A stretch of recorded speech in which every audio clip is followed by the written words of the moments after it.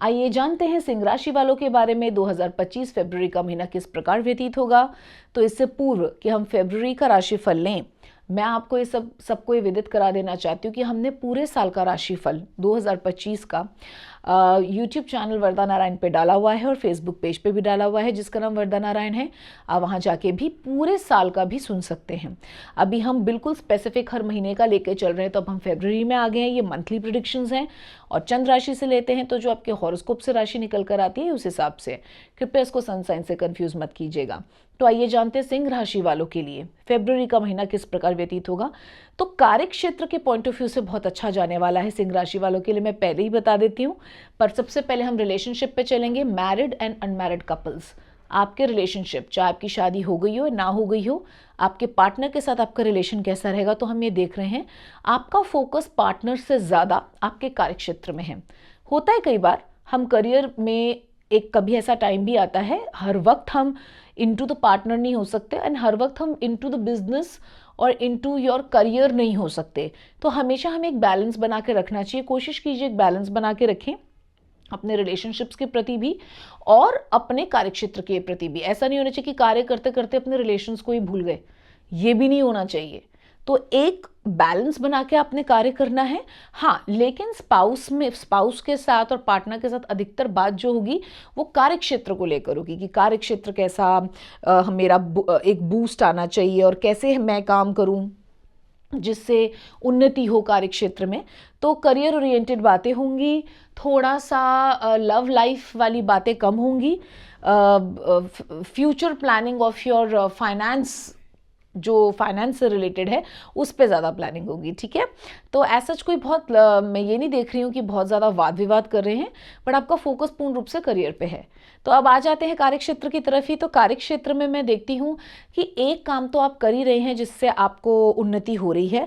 आप कोई दूसरा काम करने की भी सोचेंगे जो आपके लिए बहुत बढ़िया रहेगा। वो नया कार्य आपके लिए बहुत वरदान की तरह रहेगा।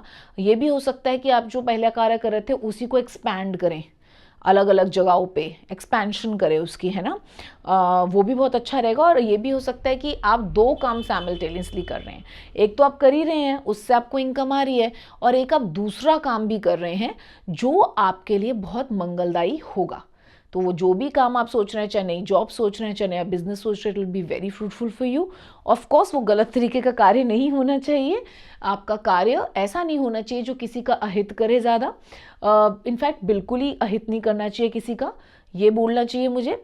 आपका कार्य ऐसे होना चाहिए जो किसी का अहित ना करे, और आप उसमें जब इस तरीके का कार्य करेंगे और जो भी नया कॉन्सेप्ट आप सोच रहे हैं वो आपके लिए बहुत मंगलदायी होगा। आप उसमें प्लीज़ आगे जाइए, it's a big thumbs up.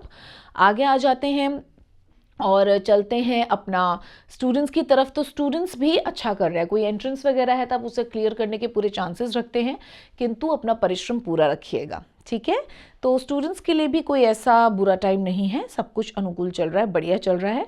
आ जाते हैं रोगों की तरफ। तो रोगों का भी कोई खास स्थान मैं नहीं देख रही हूँ। पूर्ण रूप से मुझे लगता है सिंह राशि वालों के लिए फरवरी के महीने में वो बिजनेस और अपनी जॉब प्लानिंग में ही लगे हुए हैं कि how to create money, how to multiply money, how to save money, इसी पे आपका पूर्ण फोकस रहेगा। और बस अपने पार्टनर को अनुकूल करके, यानी कि उसको समझा के अपने साथ लेके कि मैं थोड़ा इस महीने इसमें काम करना चाहती हूँ या चाहता हूँ, ऐसे करके आगे बढ़ेगा ताकि रिलेशनशिप भी आपके अफेक्ट ना हो। ठीक है, आगे आ जाते हैं लकी कलर की तरफ। तो लकी कलर निस्संदेह रूप से आपके लिए निकल कर आ रहा है ग्रीन एंड रेड। तो आप एक काम ऐसा कर सकते हैं, आप गुलाब का जो पौधा होता है उसका वृक्षारोपण कर सकते हैं अपने घर पे, और रोज उसको पानी दीजिए। कहते हैं, शास्त्रों में लिखा है, पुराणों में लिखा है कि जब हम वृक्षारोपण करते हैं तो वृक्ष हमारी संतान की तरह होते हैं। तो सिर्फ आरोपण कर देना ही हमारा कार्य नहीं होता, उनको रोज जल देने से, सींचने से, उनकी सेवा करने से हम एक तरीके से एक संतान का भरण पोषण कर रहे होते हैं। वो टूटे ना, वो खराब ना हो, इसका कार्यभार भी आप पे होता है।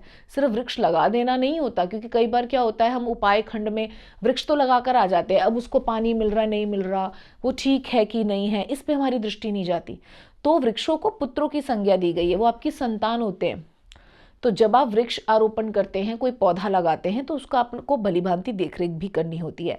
अब आप बेसन के लड्डू और लाल गुलाब या लाल रंग की चुनरी वगैरह ये आप, या लाल रंग का चोला आप हनुमान जी को चढ़ा सकते हैं। क्योंकि व्यवसाय की बात हो रही है तो भगवती माँ की आराधना जो सृजन करता है, हमारी आदिशक्ति, ऊर्जा के लिए वो सबसे महान है, और हनुमान जी वो भी ऊर्जा का पूर्ण स्रोत हैं। तो आप भगवती और उनके लौंकड़े हनुमान जी दोनों की शरण में जाएं और लड्डुओं को भोग लगाएं, लाल चुन्नी चढ़ाएं या ऑरेंज कलर का जो चोला होता है वो हनुमान जी को चढ़ाएं, और ओम हंग हनुमते नमः का जाप करते हुए अपने नए कार्य को शुरू करें। आपका कार्य बहुत अच्छा होगा।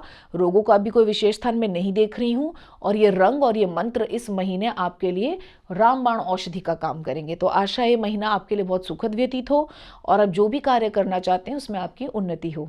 जय श्री हरि।